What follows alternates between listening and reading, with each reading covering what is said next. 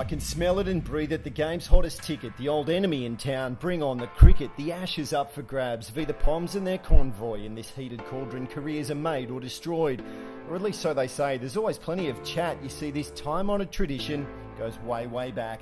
1877, the rivalry alive, Bannerman got 100, the Aussies won by 45. A significant margin because a century on it was replicated.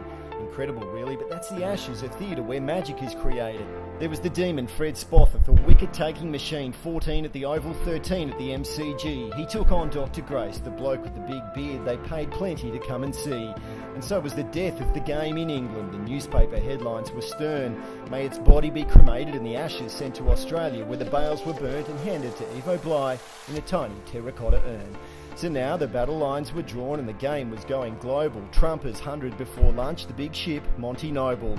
All gentlemanly in the trenches, but along came Douglas Jardine. He turned to Harold Larwood to combat the best we've ever seen. The crowds poured in to see Bradman, but bodyline is what they got.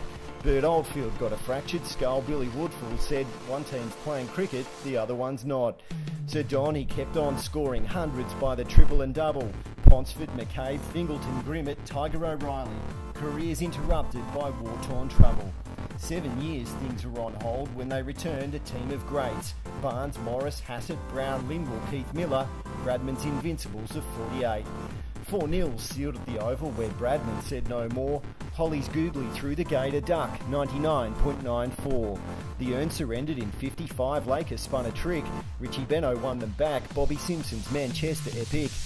Graham McKenzie, Bill Laurie, the Chappell brothers did their thing. Stacky's double, Walters on debut, Bob Massey had Lords in a swing. Lillian Thompson terrorised Walker's tangled bearings. Marshy kept on catching them and Tomo had Bumble wearing them as earrings. Hooksy's blitz on Tony Gregg, Rick McCosker's jaw. Rodney Hogg with 41, Kim Hughes to the fore. The unthinkable, a series turned on Botham's golden run. Whitney in from village leagues, that bet 500 to 1. Alderman's busted collarbone, Kepler's grand arrival. Jeff Lawson running through the Poms, AB and Tomo's MCG show of survival. Border at the home of cricket, 5 for the man dubs Dutchy, but 85 was one-way traffic. Australia was looking rusty. Peter Hu, Booney's record, Big Merv, no stopping Clem. Dean Jones, Steve Waugh back-to-back, Tubby and Swamp batted till the end. Bruce Reid unplayable, Mo Matthews hit a ton. Junior pick for Adelaide, another Ashes won.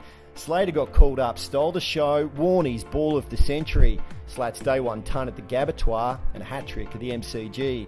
Pigeons 8 for down the slope, Matty Elliott 199, McGillis 7 for on home turf, Heels with a ton full of shine. Tugger's 100 on one leg in London, Langer's 250 on Boxing Day. A day's end memory with a daring cover drive, McGrath's 9 scalps to get 05 underway, but then a cruel twist, his ankle was busted. Warney, Lee and Casper almost got us there when we looked done and dusted.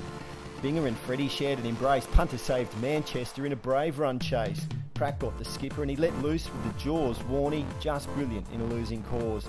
It started with a wide, Ponting in Brizzy, Warney Adelaide, and in Perth, Gilly made them dizzy. Haydos owned Melbourne, Roy did some damage. 5-0 in Sydney, the turnaround was savage. But when Monty dropped anchor to defy us in Wales, the little urn was about to set sail and not come back for a few years to come, despite Clark and Watson both scoring big runs. Such is the nature of playing down under. When you get us angry, you'll feel our thunder, and when Mitch Johnson roared, it was a sight to behold, breaking bats, hearts and minds as the tourists did meekly fold. Warner and Haddon, Rogers and Clark, and a young bloke named Smith was starting to make his mark. 5-0 again, but we gave it straight back. Smith's double 100 as he took over to lead this new pack. So now there's a challenge to the men in the baggy green. Go forth, reclaim it, be the best we've ever seen.